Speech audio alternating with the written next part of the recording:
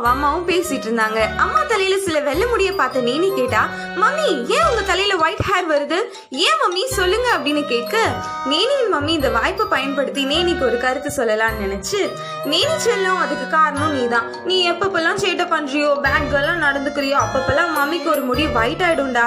நீ சமத்தா இருந்தா மம்மிக்கு ஒயிட் ஹேரே வராது அப்படின்னு சொல்ல, ஓ அப்படியா மம்மி, அதனாலதான் பாட்டி தலையில அவ்வளோ வெள்ளை முடி இருக்கா அப்படின்னு நேனி கேட்க, அம்மாவுக்கு என்ன பதில் சொல்றதுன்னே தெரியல. தர்ம சங்கடம் ஆயிடுச்சு.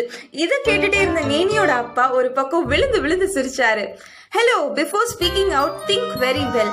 உங்க ஐடியாஸை நல்லா லோட் பண்ணுங்க. Take time and then speak. யாக்கோபு 1:19 நம்ம கேட்கிறதற்கு தீவிரமாகவும் பேசுறதுக்கு பொறுமையாகவும் இருக்கணும் அப்படின்னு வசனம் சொல்லுது. நீதிமொழிகள் 20:15 பொண்ணும் மிகுதியான முத்துக்களும் உண்டு, அறிவுள்ள உதடுகளோ விலை உயர்ந்த ரத்தினம் அப்படின்னு